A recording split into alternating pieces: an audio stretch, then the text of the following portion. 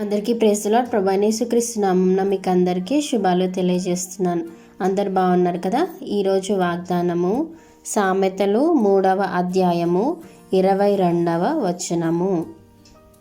అవి నీకు జీవముగాను నీ మెడకు అలంకారముగాను ఉండును. ఇక్కడ వేటి గురించి దేవుడు మాట్లాడుతున్నాడు అంటే, మనము 21వ వచనంలో చూసుకుంటే, నా కుమారుడా, లెస్స అయిన జ్ఞానమును వివేచనను భద్రము చేసుకొనుము, వాటిని నీ కన్నుల ఎదుట నుండి తొలగిపోనీయకుము. ఆమేన్. దేవుడు మనకు అనుగ్రహించే జ్ఞానాన్ని, వివేచనని మనము భద్రంగా ఎప్పుడైతే కాపాడుకుంటామో అప్పుడు అవి మన కన్నుల ఎదుట నుండి దేవుడు తొలగిపోనీయడంట. అవి ఎలాగుండాలంటే, దేవుడిచ్చే జ్ఞానం మనకి తలకు సొగసైన మాలిక, ఇంకా మన కంఠమునకు హారాలుగా ఉండాలంట దేవుడిచ్చే జ్ఞానాన్ని.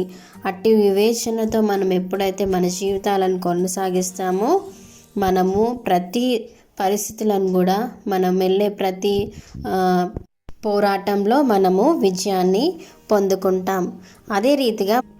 అదేవిధంగా మనము సామెతలు 4వ అధ్యాయము 22వ వచనంలో మనం ఒకసారి చూసుకుందాము. దొరికిన వారికి అవి జీవమును, వారి సర్వ శరీరమునకు ఆరోగ్యమును ఇచ్చును. ఆమేన్. నిజమే, మనం అటువంటి జ్ఞానాన్ని, అటువంటి వివేచనని మనం ఎప్పుడైతే పొందుకుంటామో అవి మనకి సర్వ శరీరానికి మంచి ఆరోగ్యాన్ని కలుగజేస్తుందంట.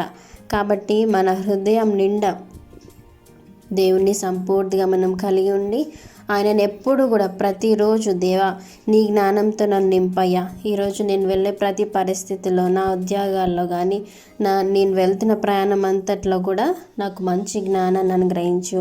అదే రీతిగా మీరు చేస్తున్న బైబిల్ రీడింగ్లో కూడా ఇంకా లోతుగా నాకు అర్థమయ్యే రీతిగా, దేవా అటువంటి జ్ఞానంతో నన్ను నింపు, వివేచనతో నేను ఎప్పుడు కూడా నడుచుకునేలా కృపను అనుగ్రహించు అని చెప్పి ఎప్పుడైతే మనం దేవుణ్ణి అడుగుతామో, వాటిని అన్నిటికీ కూడా మనము పొందుకునే వారంగా ఉంటాం. కాబట్టి ఈ వాగ్దానాన్ని మీ జీవితాల్లో క్లెయిమ్ చేసుకోండి. దయచేసి మీ ఫ్రెండ్స్కి, రిలేటివ్స్కి ఈ వాగ్దానాన్ని షేర్ చేయండి. ఈ చిన్న వాగ్దానాన్ని దేవుడు దీవించి ఆశీర్వదించును గాక.